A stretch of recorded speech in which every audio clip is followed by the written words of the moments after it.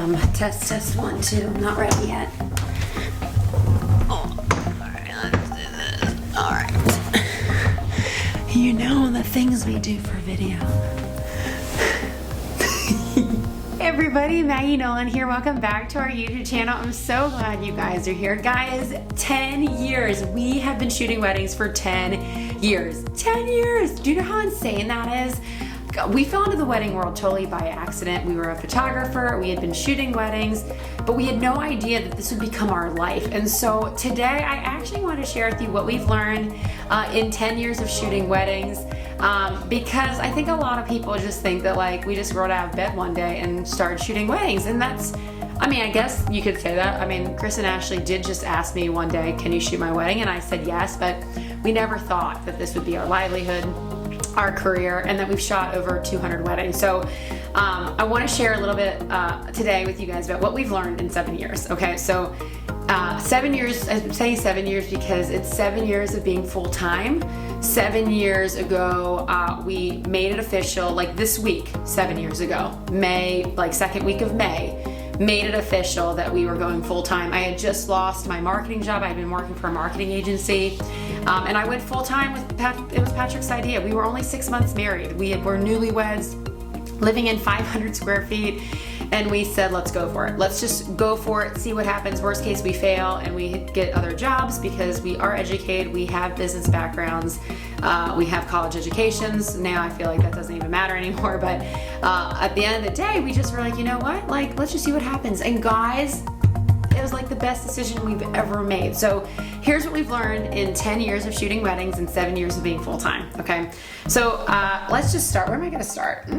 Okay, first and foremost, don't hire a CPA or a lawyer until you actually like think you're gonna be doing it. Like, I think back to Chris and Ashley's wedding. I think we charged them like $800, and like in hindsight, I did have a contract. Like, I made it.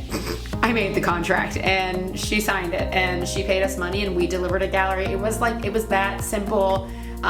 You know, if we had lost photos, she would have gone all of our money back. It wasn't like anything super crazy. We didn't have to worry about COVID then. We didn't have to like have like health clauses, death clauses for military. Like, we just did it. It was very basic. And it wasn't until we started working with strangers that we were like, you know what, we actually probably need to have something legit. So in 10 years, I have no regrets in hiring professional services. Professional services, we hired a CPA.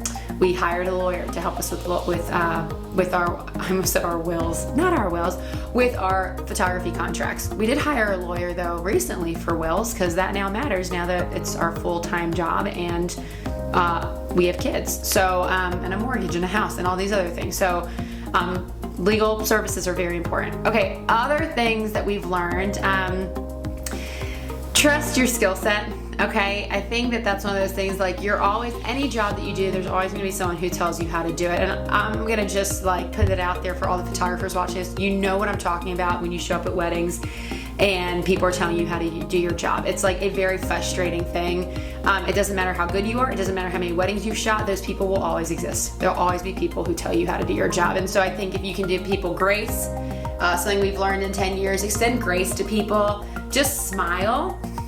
Even when you're pissed off, you just smile, because there are gonna be days that you just have really hard clients and you have really tough guests, and days that you just wish that you were in bed sleeping because you're just so exhausted. But at the end of the day, you wanna show up and do your job well.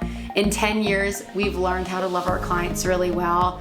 And in those 10 years, we've learned that when you put the client first, when you actually take the initiative, that you prioritize them, that you send the email first, and you don't wait for them to reach out to you, man, it goes so far. It, like, they know that you're invested, that you actually want to show up and do your job well. If you're a photographer watching this, like, I can't tell you the importance of like managing your calendar and your books well. Don't double book. It's really not that hard. If you have a system in place for bookkeeping, if you have a system in place for like just even like putting on the calendar when you have a wedding, we use HoneyBook. It is a lifesaver. It actually auto-populates on my Google Calendar where we have weddings, so it's impossible for us to double book. Because we've done that, been there, done that, double booked, how to figure out replacement teams, messy, not fun, refunded money, just things you learn in 10 years. Have really great systems in place to help you across the board. Okay, another thing we've learned in 10 years, you don't have to be featured to get clients, okay? I want to like hopefully alleviate some stress and some anxiety, and for the females watching this, like the striving, release the striving to like obtain something. Like styled shoots are great, but like guys, I've only done 2 styled shoots in my entire career. Every wedding was real, and like we obviously took weddings that like weren't amazing and beautiful and luscious with flowers. No, we did the backyard weddings, we did the farm weddings, we did the barn weddings, we did the mason jar weddings. Like, you guys know what I'm talking about watching this, because that was like not that far, like long ago. Now we work with vendors that like do really beautiful statement floral pieces, and like that didn't come overnight, okay? So I just want to like share that with you guys. Like realistically, like for the sake of expectations, show up and do your job really well, even if it's nothing like amazing and beautiful and like the budget's not huge. Take care of your clients. That's like the biggest thing I'm going to just stress today. In 10 years, we just have learned that when you take care of your clients well, it turns around for good. And like we've booked weddings from weddings. We've booked family sessions from weddings. We've booked weddings from family sessions. Like take care of your people well, and they will return and send their friends your way, okay? Okay, one other thing that's very, very important, work hard and hustle. I watch a lot of like TikToks and Instagram videos, and like, I mean, at the end of the day, like I think people think that things should just come easy, and they don't. I mean, my first couple years, Patrick and I would like we would work like 60 to 90 hours a week building Living Radiant. We would put like paper all over our kitchen table, which like at the time was like this big because we lived in 500 square feet when we went full time 7 years ago. But like we would just like cover the table in paper, and we would brain dump our ideas, brain dump pricing, figuring out packages. And like we still do that. Like managing and building a business is hard. It's hard work. I would be a liar if I said it was easy. And I think what comes easy is everything once you do those foundation blocks. So in 7 to 10 years of being a wedding photographer and 10 years of shooting weddings, I can't tell you how important it is, and things I learned, that it's okay to have like a messy office.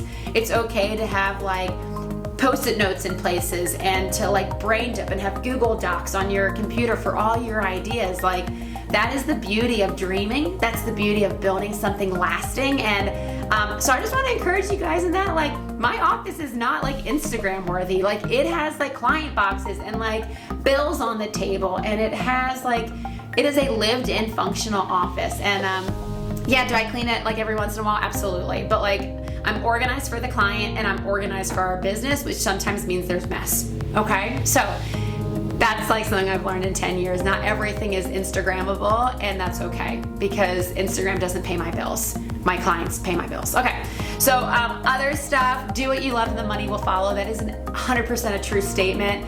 I love shooting weddings. I genuinely love being there. I love the chaos of the day. Weddings pay my bills. The money follows. We have a beautiful 6-figure business, and I literally say that to say that wedding photography can be lucrative. It can be something awesome, but I'm not in this for the money. I'm in it because I actually really love my job. I'm trying to think. Yeah, I mean, other stuff that's not on here in that I've learned in the last 10 years of shooting weddings, stuff's gonna happen. There are gonna be really bad days. There's gonna be days that like aren't fun. There's gonna be days you get home and you're just like so exhausted that you just wanna go to bed and leave your gear everywhere. But in 10 years, I've also learned the hard way. I mean, we had Dropbox eat half of a wedding one year. We had to refund the entire wedding. Those people are still our friends. I now have shot the other one sister's wedding. I'm shooting the 3rd sister's wedding in January. Guys, that's just a testimony of like, the grace and favor of God. But number 2, that when you take care of people and you honor your contracts and you honor and take care of them, like we delivered half the gallery, but we still refunded an entire wedding. Okay, like the full amount went back to the client. And we spent another $4,000 in data recovery. So you don't tell me that like I didn't go above and beyond for my client. We did everything that we knew how to like take care of her when something was outside of our control. In 10 years, this is our life. We love it. Happy birthday to us. Next week will be our 233rd wedding. I think we only have 1 wedding next week, which is going to be like really nice. We might have 2. Do we have 2? 1 or 2? I think we have 1 and then a mini wedding. But I'm going to check. I'm checking while I'm on here with you. I do. I have 2 weddings. I have a Friday and a Sunday wedding. So we are so excited. Those will be our 233rd and 234th. We will hit 250 weddings this year. So we'll have to do a video when that happens. But we appreciate you guys. Thanks so much for watching, and we will see you back here soon.